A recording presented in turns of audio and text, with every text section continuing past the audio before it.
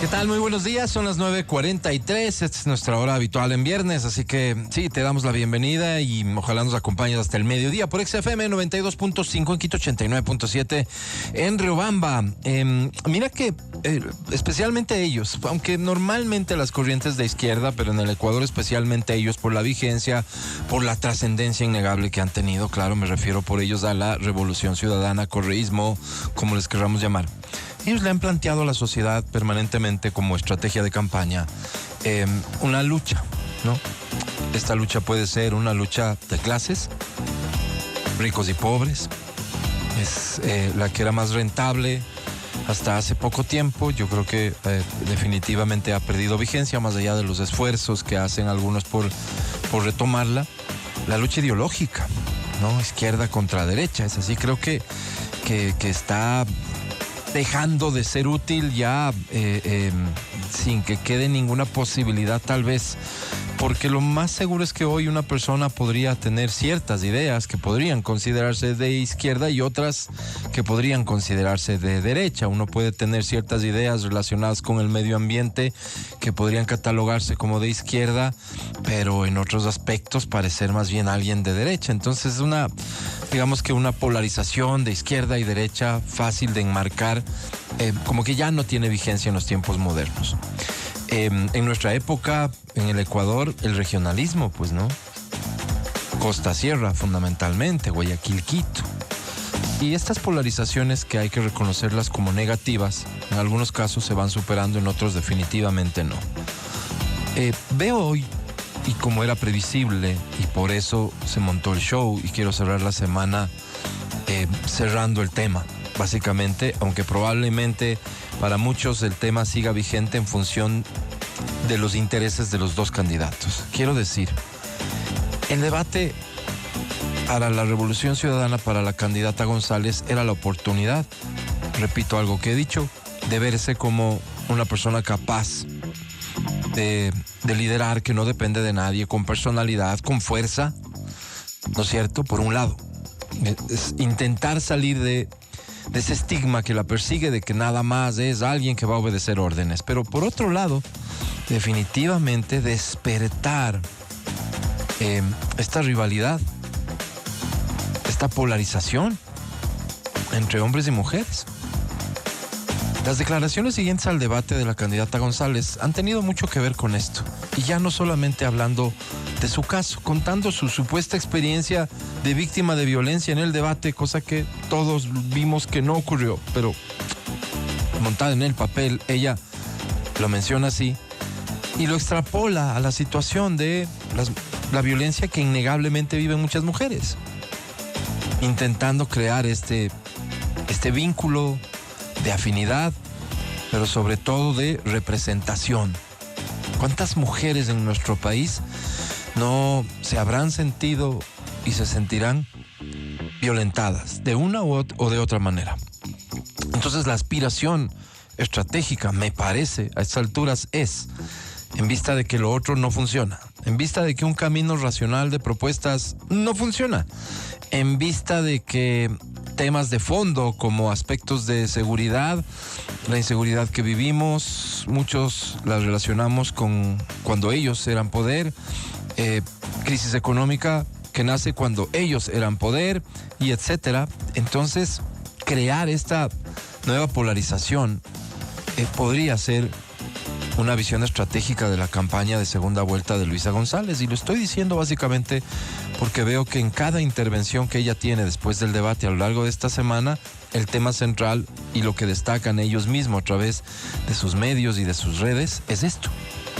Es intentar ponerla a ella como la gran representante de las mujeres maltratadas, que con ese discurso de fuerza, que aunque haya sido inventado, y digo inventado porque ni ella se lo cree, ni existió tal escenario de violencia, ella aspira a convertirse en esa heroína. Que la mujer se vea representada, pero sobre todo que la mujer se sienta protegida, ¿será? Por esa otra mujer que no va a permitir que la violencia que sufre siga, lo cual podría ser de las propuestas más imposibles de cumplir de todas las que hace la candidata en la campaña. Pero además de eso, de que aquí hay un uso político electoral, es decir, un interés electoral, existe toda la evidencia para demostrar que esto no es una posición real de quien podría llegar a ser la presidenta de la República. Es evidencia que nace incluso recientemente, cuando la ex asistente de Jorge Glass, parte del organigrama fundamental de la campaña anterior de Luisa González, ha dado una reciente entrevista contando todo el testimonio de la violencia que sufrió por parte de Jorge Glass, pero en donde existe además esta narración literal de lo ocurrido cuando ella busca a Luisa González, intenta encontrar en ella el apoyo que en principio se le ofrece, según lo cuenta la víctima, en una larga conversación, y se compromete con ella para al final simplemente no hacer nada, para al final priorizar los intereses de quienes estaban por arriba de ella en ese organigrama, para al final únicamente cumplir las instrucciones de Correa, proteger a Jorge Glass. Esa era la instrucción, y proteger al partido. Evidencia clarísima de que lo que se dice o intenta transmitirse en imagen no se podría cumplir. Evidencia clarísima además el hecho de que hoy sea esta una preocupación de la candidata, cuando ella formó parte cercanísima en cuanto a la relación con el entonces presidente de uno de los gobiernos que más abusos en todos los sentidos ha cometido, pero que particularmente en aspecto de machismo y referencia a mujeres ha sido así, pues. Hay un pequeñísimo video, por cierto, me llama mucho la atención no encontrar con facilidad, y ojalá alguien lo tuviera ahí porque me encantaría recordarlo, un video de una sabatina en la que Rafael Correa hace mención a las asambleístas mujeres y dice que no sabe cuánto, una inquietud que él tiene, las mujeres le han aportado a la democracia, pero que a las fiestas ha sido fantástico el aporte de ellas, y que por cierto sugiere un pequeño incremento de sueldo para que compren tela, porque hay que ver esas minifaldas. Comentarios así, palabras más, palabras menos, en cadena nacional, en sabatinas, en donde el presidente de la República se presentaba ante la ciudadanía a rendir cuentas de lo que había hecho esa semana. Comentarios así. En un gobierno así, la señora tuvo funciones trascendentales. ¿Cómo es que ahora le nace esta angustia por defender a la mujer víctima de violencia? Insisto, puntos para dejarlo en claro. Uno, está forzando esta imagen de ser ella víctima de violencia. En un debate, eso en el debate que vimos no ocurrió. Definitivamente no existió. Fue ella quien agredió por todos los medios constantemente al presidente. Por supuesto que esa agresión buscaba una reacción violenta por parte del presidente, que guardó la calma, no cayó en la trampa, no lo hizo. De todas maneras, y aunque eso no haya sucedido, ella montó el número, este speech que se había aprendido, y lo dijo.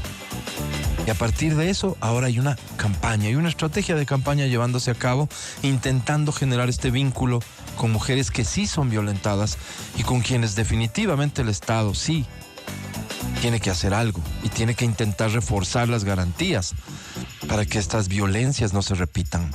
Pero ella se perteneció a este gobierno, pues, al de Rafael Correa. Feli, por favor. Es una política para la cual Mamalucha se queda corta, en decadencia y bastante limitada intelectualmente, porque es tontísima esa señora. No se puede ni conversar, es incivilizada. Una gordita horrorosa del diario El Universo el día miércoles. ¿Y qué quiere que le pregunte? Por favor, en el aromo no. No se maja de la calle. Es una mujer como Lourdes Tibán, tan irresponsable, para que siga. Ah, Mariaca, ahora es la analista política. Mariaca, una pelucona de esa que se cree dueña del mundo, que se acerca acá y dice: presidente, ya póngase a trabajar. Como que era Mary Zamora, es que puede ser dirigente de profesores. En fondo y forma, en fondo y forma, con estas imitaciones grotescas, con palabras, por supuesto que hirientes, pero en fondo el ejemplo de Mariaca, ¿no? De una persona que evidentemente, a su juicio, no está en condiciones de opinar de política, pues porque para opinar de política habrá que reunir las características que él crea que hay que reunir. Y luego esta clara insinuación hacia el consumo de estupefacientes. Ese es el gobierno al que ella se perteneció, el gobierno que dijo: en mi gobierno pasó tal y cual cosa. Entonces, hay que ser y parecer. Y la credibilidad del papel que asume un político cuando está en campaña tiene que ser algo que le permita generar esta conexión. El asunto es que hay un montón de gente que de esto no se acuerda, por supuesto, y que podría caer en la trampa. Entonces, insisto, como he venido diciendo todos estos días, aquí estamos, pues, ¿no? Para intentar hacer lo que nos corresponde, recordar quién es quién y recordar de dónde vienen. Son las 9:54, este es el show de la papaya.